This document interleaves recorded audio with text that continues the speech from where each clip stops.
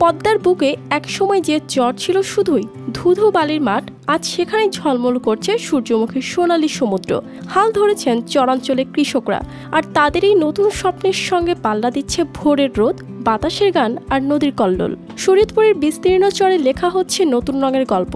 একসময় যেখানে দখলদারি ছিল ধান আর সরিষার, সেখানে এখন দিগন্তজোড়া সূর্যমুখী ফুলের সোনালী আভা।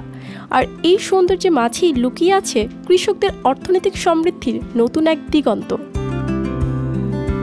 পদ্মা নদীর বুকে গড়ে ওঠা চরাঞ্চলগুলোতে ধান, ডাল, সরিষার মতো ফসল বেশি চাষ হলেও এখন পরিস্থিতি ভিন্ন। দেশে সয়াবিন তেলের উপর নির্ভরতা কমাতে সরকার তেল জাতীয় ফসলের উৎপাদন বাড়াতে নানা উদ্যোগ নিচ্ছে। কৃষকদের দেওয়া হচ্ছে প্রশিক্ষণ, মিলছে প্রণোদনা। শরীয়তপুরের কৃষকরাও এই সুযোগকে কাজে লাগিয়ে ঝুঁকছেন সূর্যমুখী চাষে। গত বছর আমরা এখানে সূর্যমুখী চাষ করছিলাম। গত বছর যে পরিমাণ লাভ হয়েছে, এবছরও সে একইভাবে আমরা চাষ করছি। আশা করি এবছর আরও বেশি লাভবান হতে পারবো।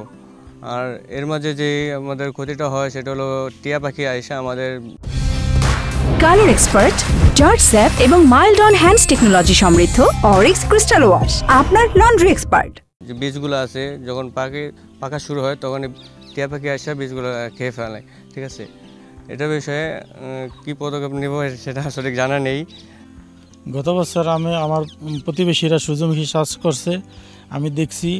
দেখার পর আমার মনে থেকে আগ্রহ জাগছে আমি সূর্যমুখী চাষ করব।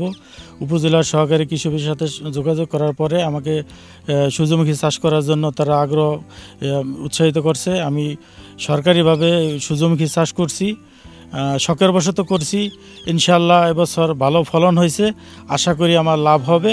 ৬টি উপজেলার চরে ৩২৫ হেক্টর জমিতে এখন চলছে সূর্যমুখী বিপ্লব। মাত্র ১০০ দিনে তোলা যাচ্ছে ফসল, খরচও কম, অথচ লাভ আকাশ ছোঁয়া। কৃষকদের হিসাব বলছে ১ বিঘা জমিতে চাষ করতে খরচ হয় মাত্র ৫ থেকে ৬ হাজার টাকা, কিন্তু উৎপাদিত বীজ বিক্রি হয় ১৬ থেকে ২০ হাজার টাকায়। কৃষি বিভাগের কর্মকর্তারা শুধু পরামর্শ দিচ্ছেন না, মাঠে নেমে কৃষকদের হাতে কলমে শেখাচ্ছেন আধুনিক চাষ পদ্ধতি। প্রণোদনার আওতায় বীজ, সার, এমনকি আর্থিক সহায়তা পাচ্ছেন কৃষকরা। আমার যেটি অভিজ্ঞতায় দেখেছি যে যদি সূর্যমুখী তেলের প্রসেসিং সেন্টার করা যায় অত্র উপজেলায় বা এই জেলাতে, তাহলে কৃষকদের সূর্যমুখী আবাদের আগ্রহ আরও বাড়বে এবং এই তেলের মাধ্যমে ভোজ্য তেলের যে চাহিদা সেটি অনেকাংশে পূর্ণ করা সম্ভব হবে। সূর্যমুখী শুধু কৃষকদের লাভের রাস্তা খুলছে না, বরং দেশীয় ভোজ্য তেল উৎপাদনেও দেখাচ্ছে আশার আলো। শরীয়তপুরের চর এখন শুধুই নদীর বুকে জেগে ওঠা মাটি নয়, বরং সম্ভাবনার এক উর্বর ক্ষেত্র। সরকারি সহায়তা যদি এভাবে চলতে থাকে, তবে খুব শিগগিরই বাংলাদেশের কৃষি খাতে সূর্যমুখী এক নতুন ইতিহাস গড়বে। News desk, RTV।